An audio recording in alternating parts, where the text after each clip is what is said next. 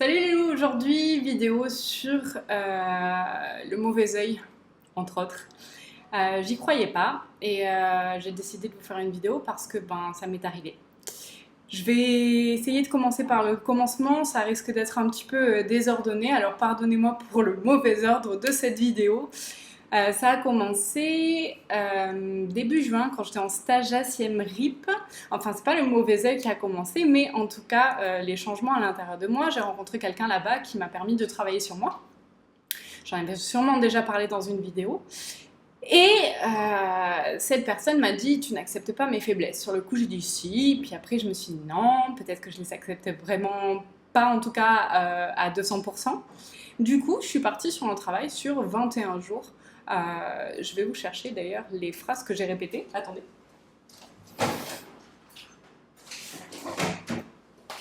Voilà. Alors, je m'étais fait une petite feuille d'exercice. Dans les phrases à dire, j'avais mis tout arrive facilement, je mérite l'argent et tout ce qui est matériel en abondance, parce que j'ai encore quelques soucis sur ça. Je me déleste de tous les a priori, je suis heureuse simplement avec ou sans l'amour d'autrui. J'accepte mon mari comme il est, je le pardonne et je lui laisse ses vibrations. Donc déjà, je ne me laissais plus tirer vers le bas quand, par exemple, quelqu'un arrivait à la maison et qu'il n'était pas de bonne humeur. Je parle de mon mari comme de n'importe quelle autre personne. Je peux compter sur mon mari. Je m'autorise à être faible.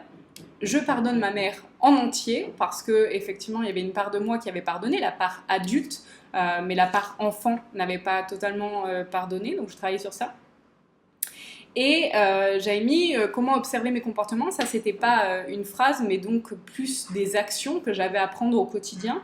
Donc observer mes pensées, travailler le trop de non, ramener la conscience dans mon cerveau, visualiser les énergies d'abondance dans tout le dos. C'est tout ce que j'avais à travailler suite à la à la rencontre avec la personne que j'avais vue. Et après, j'avais d'autres phrases où je mettais je m'autorise à. Et donc, j'avais mis des phrases qui me convenaient pour moi. J'avais aussi fait un dessin. Alors, je vous montre rapidement. Voilà. Pour expliquer ce que j'étais avant le rendez-vous et ce que je voulais être après les 21 jours de travail. Je pose ma feuille. Suite à ces 21 jours de travail, où j'ai donc principalement travaillé sur j'accepte mes faiblesses et de me voir en entier, d'où le joli dessin de Claire qui l'a publié sur le groupe il y a pas longtemps d'un iceberg, je leur en ai parlé lors des stages à Bordeaux, j'ai fini mes phrases le 2 juillet, le 3 juillet je pouvais plus me lever. J'avais hyper mal à la hanche, en bas du dos, j'ai fait des consultations chiro, etc. Et il s'est avéré que j'avais des gros soucis de dos, des soucis qu'on a quand on a 60 ans normalement. Je ne pouvais plus courir, plus rien faire de mon corps, donc voilà, j'avais accepté mes faiblesses. Ça a été le premier pas décisif de ce changement radical à l'intérieur de moi. Alors déjà qu'il était radical depuis le début de la grossesse, là ça devenait vraiment, vraiment encore plus radical. Et juste avant que je parte à Bordeaux pour les stages, je me suis fait hacker ma carte bleue. Donc on m'a volé beaucoup d'argent et pour ne pas m'en faire voler plus, j'ai limité mon compte.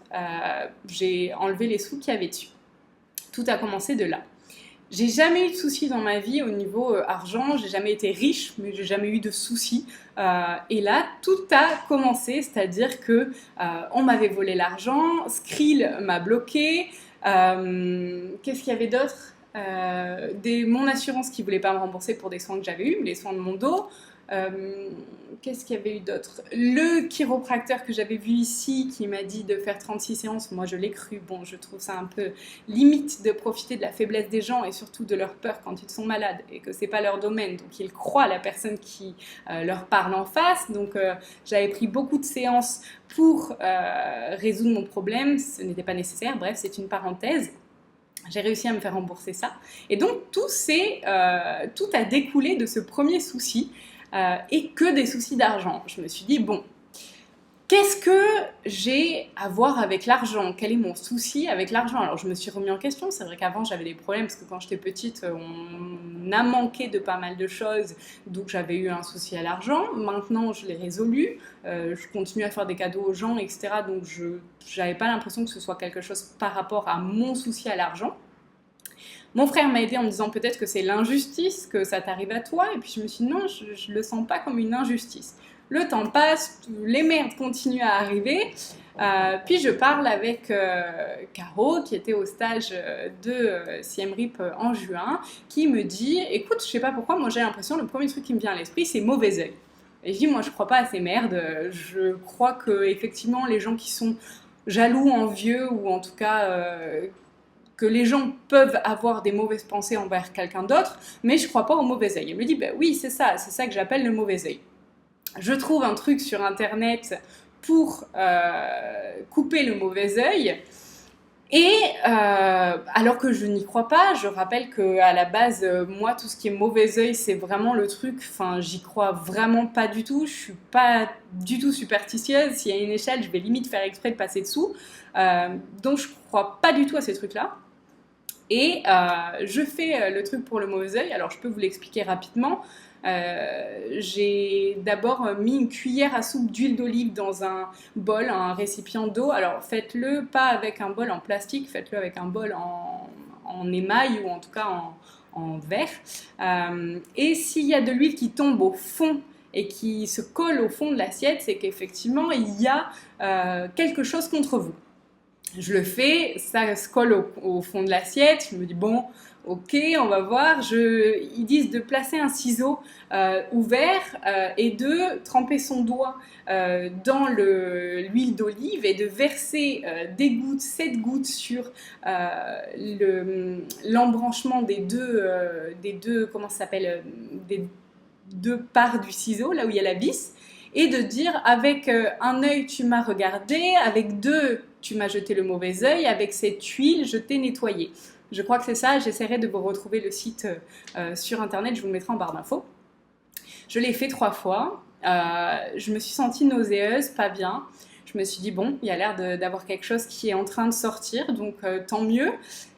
Et je dirais 15 minutes après, mon mari a commencé à être malade, mais vraiment super malade, super malade. Je me suis assez inquiétée pour lui. J'ai demandé à une amie à moi qu'elle puisse aller voir en astral parce que j'avais demandé à Caroline de faire l'écriture et ça ne marchait pas. Il n'y avait aucune réponse. Et donc j'ai une copine qui allait voir en astral parce que je ne pouvais pas y aller. On m'empêchait d'aller faire une visite en astral pour moi-même. Ça ne m'a jamais empêché de faire quoi que ce soit d'autre. Et elle me dit, écoute, il y a une sorte de confrérie qui tourne autour de toi. Ils te veulent du mal, je sais pas pourquoi. Apparemment, tu faisais partie de leur truc avant. Et je dis, mais ouais, peut-être avant, mais moi maintenant, je suis pas du tout dans ces trucs-là. Et donc, je tombe dans la peur parce que bien sûr, le mental est toujours présent. J'avais peur pour ma famille, pour mon mari. Je les ai donc protégés. Ma copine avec ses guides nous a protégés. J'ai rarement eu peur comme ça, sauf depuis, pour ceux qui ont lu mon livre, depuis l'âme qui était dans mon chat. Donc ça fait un long bout de temps que j'avais pas eu ce genre de frousse. Et même quand on a une vibration qui est plutôt cool en règle générale, quand il y a plusieurs personnes qui s'en prennent à nous, on a beau être amour, j'avais beau essayer de leur envoyer de l'amour, je sentais que c'était stock sur moi, je sais pas le mot en français, mais que en gros c'était englué sur mon corps. Et bon, elle m'a soignée, donc merci Sandra, si tu regardes cette vidéo, sache que tu m'as énormément aidée. Merci aussi à Gabriel et Morgane, franchement vous êtes des amours. Et du coup, donc j'ai fait les protections pour mon mari, etc. Et toute la nuit, il a été malade, mais malade comme je ne l'ai jamais vu malade. Et là, j'entends, en pleine nuit, il me dit, mais j'ai l'impression que je vais mourir, j'ai l'impression d'avoir à l'intérieur de moi comme un extraterrestre qui bouge. Je sentais dans son ventre que c'était vivant, je ne sais pas comment l'expliquer autrement.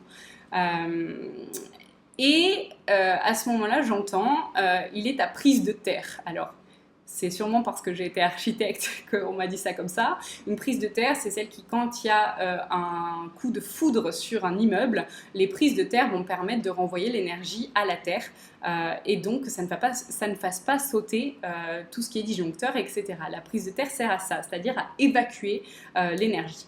Donc mon mari était ma prise de terre, c'est-à-dire qu'il me permettait de tout évacuer. Je l'ai protégé, je n'ai pas dormi de la nuit pour qu'il puisse finir par s'endormir. Le lendemain matin, plus rien. plus rien. C'est-à-dire que lui, plus malade, enfin en tout cas plus comme il avait été pendant la nuit. Ma fille qui faisait des réveils nocturnes depuis au moins une quinzaine de jours, voire un peu plus, pareil, plus de réveil. Et moi, j'attendais de voir si au niveau poisse, ça s'en allait. Au début, ça a continué, c'est-à-dire que j'ai des gens qui m'ont lâché en me disant que si j'avais ça dans ma vie, c'est que je l'avais attiré, que j'étais jalouse ou que j'avais de la colère à l'intérieur de moi. Je sais très bien que ces personnes ont réagi par peur, je leur en veux pas le moins du monde.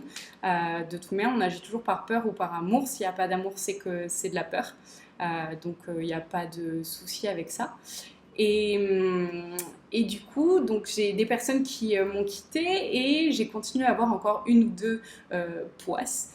Au niveau financier, suite à ça, je me suis dit, bon, ça n'a pas l'air terminé, donc j'ai continué à augmenter ma vibration. Et sachant que j'étais dans la peur, parce qu'avec tout ce qui m'arrivait, j'ai fini par être dans la peur, j'ai compris le processus déjà qui peut arriver à certaines personnes quand elles sont envoûtées, enfin ce qu'on appelle être envoûtée, j'aime pas trop ce mot, mais bon bref.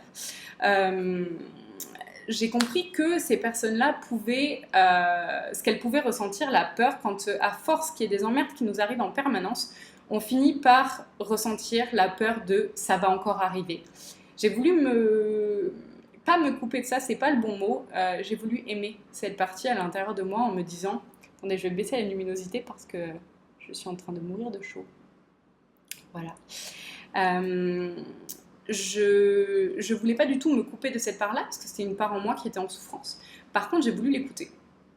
Donc, j'ai pris un exemple de Isabelle Panovani. Je vous encourage vivement à aller voir ses vidéos, elles sont top. Où elle dit asseyez-vous à côté de votre part souffrante. Donc, j'ai déjà localisé à l'intérieur de moi où était souffrance. Donc pour moi, c'était au niveau du plexus, au niveau du cœur, au niveau de la gorge. Donc ça faisait une belle lignée de souffrance. Et une fois que j'avais localisé les points de pression à l'intérieur de moi et d'angoisse, de tristesse, etc., je me suis assise, donc j'ai fermé mes yeux.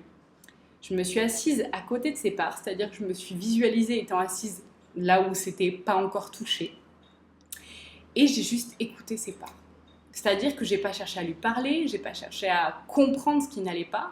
Je me suis juste positionnée comme un ami qui se pose et qui dit voilà, si tu veux me parler, je suis là. Et de ce moment-là, j'ai même pas eu besoin de demander à mon être ce qui n'allait pas. J'ai eu un putain, je peux respirer. J'arrive à reprendre ma respiration alors que ça faisait 1 mois que j'étais complètement comprimée, que j'avais le plexus, le thorax, le diaphragme, alors pourtant je fais des séances de chiro, totalement comprimée, et là d'un coup je pouvais re-respirer, c'était il y a 2 ou 3 jours, si je ne me trompe pas. Du coup, ça fait 3 jours que chaque matin, alors que mon mental revient à la charge en me disant mais tu te rends pas compte, t'es encore dans la merde, etc.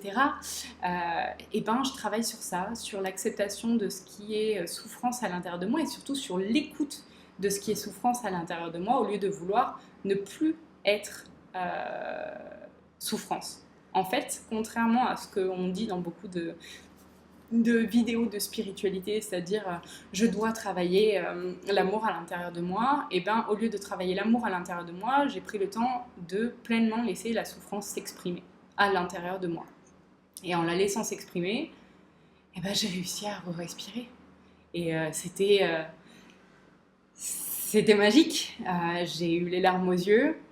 Et ce qui était encore plus magique, c'est que dans les secondes qui ont suivi, c'est-à-dire même pas des heures ou des jours, dans les secondes qui ont suivi, j'ai trouvé des moyens pour les paiements, j'ai trouvé des solutions pour récupérer mes sous, j'ai eu des réponses des assurances qui me disaient que finalement ils allaient me rembourser.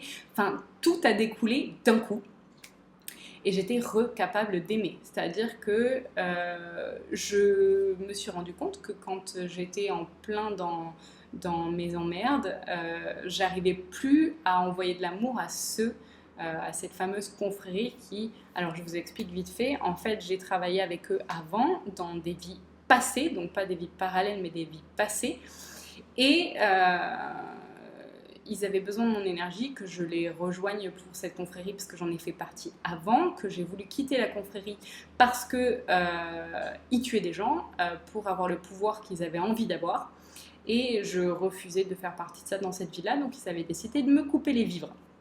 Voilà, pour que je n'ai plus le choix et qu'ils soient mon seul choix. Je n'arrivais pas à leur donner de l'amour, j'arrivais à ne pas les haïr, mais j'arrivais pas à être amour à l'intérieur de moi pour moi, donc c'était impossible de l'être pour quelqu'un d'autre. Sauf, en fait, bizarrement, sauf dans les soins, où, étant avec les guides et vous aimant vous, j'arrivais à vous aimer. Par contre, aimer quelqu'un qui ne me faisait pas du bien, c'était un peu plus compliqué. Et finalement, il y a 2 jours, j'ai réussi à les aimer, j'ai réussi à me réaimer, ça a pris du temps, j'ai réussi à aimer les personnes qui m'avaient lâché sans du tout leur en vouloir. Je comprends totalement que ces personnes-là soient plus dans la même optique que ce que je suis. Je me rends bien compte que je change tellement en ce moment que bien sûr je ne peux plus plaire aux gens à qui je plaisais avant. Je le conçois, je le comprends, il n'y a aucun problème avec ça.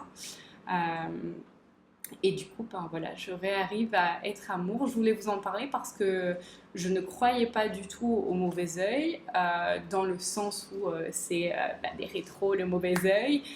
Je croyais aux mauvaises pensées des gens, effectivement, mais je ne croyais pas à ce qu'on puisse vous jeter des sorts ou à la magie noire. Et pourtant, ça m'est arrivé. Je suis quelqu'un qui a peut-être un caractère à la con au possible, mais qui est dans le cœur comme pas possible, c'est-à-dire que jamais je ferai de mal à une mouche, jamais j'irai faire du mal à quelqu'un, jamais.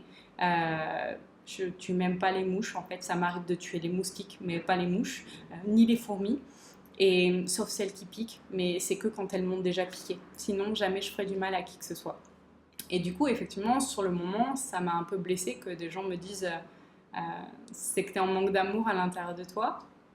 C'est vrai, je suis une grosse râleuse, j'ai un caractère à la con, mais je suis pas en manque d'amour. C'est vraiment un truc, j'ai pas de jalousie, j'ai pas de colère à l'intérieur de moi, j'ai du râlage, ça c'est clair, mais franchement j'ai pas de colère et j'ai pas, si peut-être contre le gouvernement, ça c'est à travailler. Merci de m'avoir permis de faire cette vidéo et de me rendre compte que j'avais encore peut-être des choses à travailler, comme tout le monde. Donc voilà pour l'explication. Sachez que si vous pensez avoir le mauvais œil ou quoi, je vais vous mettre en barre d'infos ce que j'ai fait. J'avais aussi rajouté, en plus de cette technique pour enlever le mauvais œil, j'avais rajouté sur ma table de chevet une spectrolite. C'est celle que j'avais utilisée pour l'âme à l'intérieur de mon chat. Un corail rouge et je la vois de là, une cacoxénite, c'est la pierre aux 999 propriétés. Vous pouvez les trouver à Mineral do Brasil ou sur n'importe quel autre site internet. Et je me suis aidée de ça et j'avais aussi fait des verres d'eau dans lesquels j'avais chargé l'eau pour qu'elle corresponde à mon mari, à ma fille et à moi-même. Et j'avais utilisé le gros sel pour protéger ces 3 verres et protéger ma fille et mon mari pour qu'il leur arrive rien. Parce que je sais qu'inconsciemment, vu qu'on s'aime, et forcément ils vont essayer de limiter le mal qui m'arrive à moi. En tout cas, cet épisode est enfin fini. Je suis sur la bonne voie, je remonte la pente. Merci à tous ceux qui ont été là. Franchement, j'oublierai pas ceux qui ont été là. Et j'oublierai pas non plus ceux qui ont été pas là, mais pas dans le sens où je leur veux du mal, mais dans le sens où je suis contente que vous m'ayez quitté parce que un thérapeute ne doit pas rester un thérapeute toute la vie. Donc des personnes et des patients qui me quittent, c'est des patients qui ont réussi à comme on dit en thérapie, il faut tuer la mère ou tuer le père, il faut aussi savoir tuer le thérapeute. Alors pas dans le sens de tuer physiquement, mais dans le sens de éliminer cette personne de votre entourage pour pouvoir, enfin de votre entourage ou de vos angoisses, de vos peurs, etc. pour pouvoir aller de l'avant. Voilà, je vais arrêter là, c'est une longue vidéo, j'espère que vous aurez pu avoir le courage de l'écouter jusqu'à la fin et vraiment un immense merci à tous ceux qui ont été là pour moi, qui m'ont envoyé plein de messages d'amour, d'amour tout simplement et franchement ça me touche vraiment, donc merci beaucoup et merci à ceux aussi qui m'ont envoyé pas de l'amour, mais d'autres choses, parce que grâce à vous, j'évolue bien plus que en vivant mes petits trucs du quotidien. Donc en fait, quoi qu'il arrive, ça nous permet d'évoluer et ça n'a pas de prix. Vraiment. Allez, à très bientôt.